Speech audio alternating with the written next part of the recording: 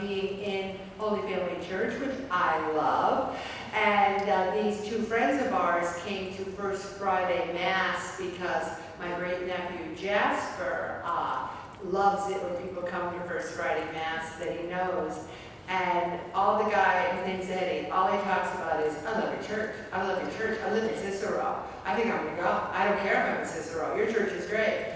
I've had friends who haven't been in church in forever say, I feel the Holy Spirit there. I love Holy Family and I love being a part of it. I also love being a part of the Veterans Service Agency and being part of, on a day-to-day basis, an organization that helps veterans. You know, we talk about emotions like PTSD. Imagine being in war and going back to life. And on Memorial Day, we remember those that have gone and who gave their last full measure of emotion. And tomorrow, we remember all veterans. And they're not on camera, so I will ask those veterans in the group to please stand so that we can salute your service.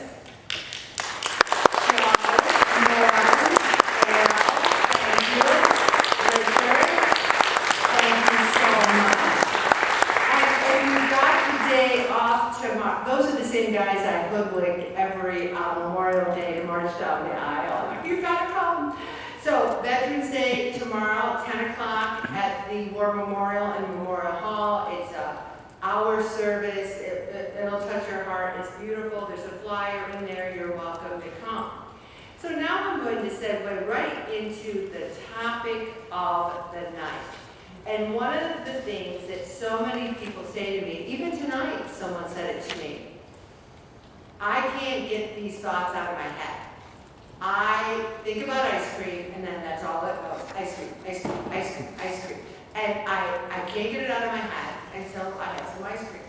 Or they'll say, I think about a problem I'm having, like a sick child. And it just keeps coming. What if something bad happens? What if this happens? What if that happens? And then they want to eat over it. So we're going to talk about intrusive thoughts in general, and then we're going to talk about these thoughts in our weight, and then we're going to talk about how do you get rid of them? How do you get rid of these intrusive thoughts? And all they are is unexpected images or thoughts that seem to pop in your head. Like you're having a nice day, and all of a sudden this big mistake you made in 1976 is in your head. And you think, how can I be happy when I made that big mistake in 1976? It is, in many cases, a mental illness, intrusive thoughts. And I was shocked when it gave some statistics, and I thought they were really low. Because just like yo-yo dieting, I think so many people have yo-yo dieted, and I think so many people have these thoughts in their head of the mistakes they've made in the past, or food they want to eat, or just a worry that they have, or stress they're hanging on to.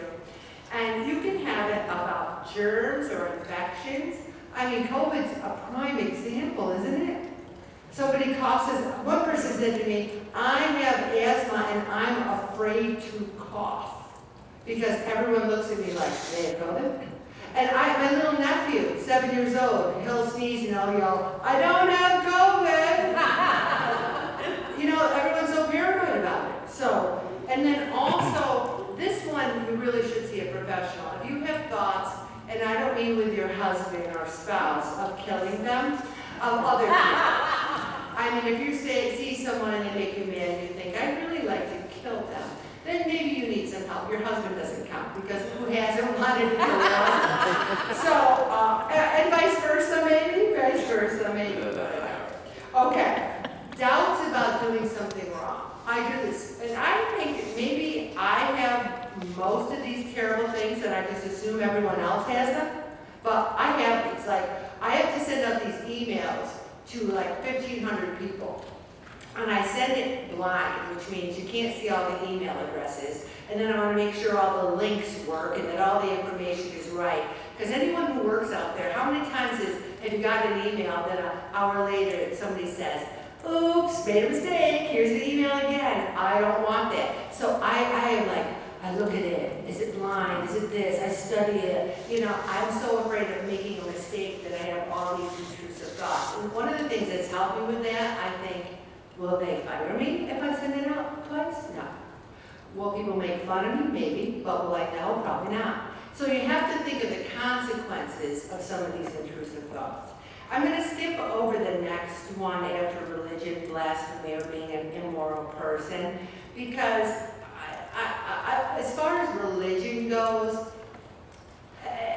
I don't know about intrusive thoughts as far as that goes, or things of that nature. Acting out or saying the wrong thing in public. Many people are afraid to get up and talk in front of a group. Their voice shakes because they're afraid they'll embarrass themselves.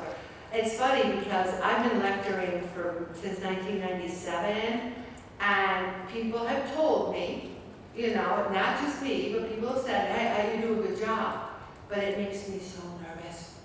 My stomach, my heart's beating, because I'm afraid I'm going to make a huge mistake, and that I'm going to look like an idiot, and people are going to be going over to Stella's going, boy, more than her, you know?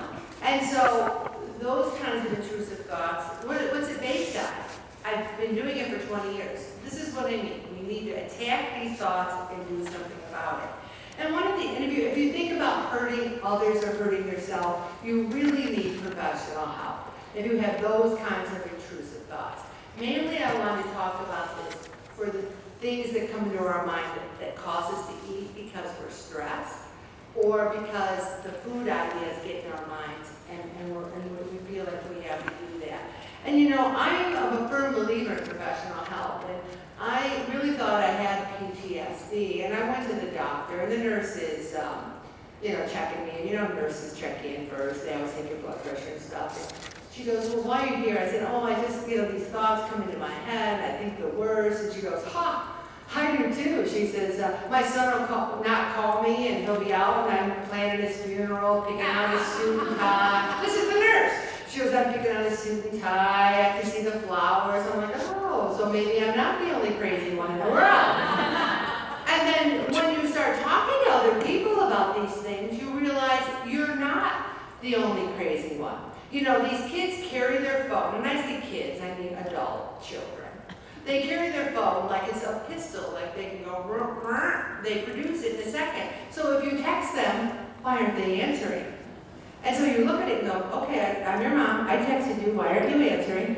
Maybe they're in an accident, maybe something happened, maybe they broke up with their girlfriend, maybe they want to kill themselves. And then all these thoughts go into your mind, and then 2 hours later, hey mom, how you doing? So this is what I'm talking about. We need to get rid of those thoughts. And some people do have OCD, obsessive compulsive disorder. I am on the spectrum. I will come out of my garage every morning at 5:45. I will shut the garage door. And now here's what I do. I stand there, I sit there in the car and I go, I have shut the garage door, I have shut the garage door, I have shut the garage door. I have to say it 3 times because I cannot tell you how many times that I've come around the corner and gone out to Harris Road and went, did I shut the garage door? And turned around and come back. Or the same thing with the coffee maker. Did I turn it off? No, they turn them off automatically. And only the garage door would shut automatically. But anytime you have repetitive things where you worry about it, and you know what, so what? We're all going to have OCD about something. You know, I don't like other people to touch my pens because of germs. Does that mean I'm crazy? Maybe. But everyone has something. Mine just are more out there.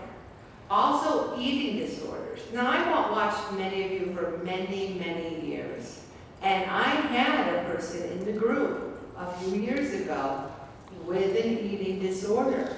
And I had to meet her outside the group and ask her to leave the group because she was so thin and just getting thinner and thinner. And that's why when I first started the group, you had to lose 50 pounds. And then it was 30 pounds. And now I understand that maintenance is hard. But if you're a really thin person and you have an eating disorder, this is not the group for you. I'm going to stop right there, Bob.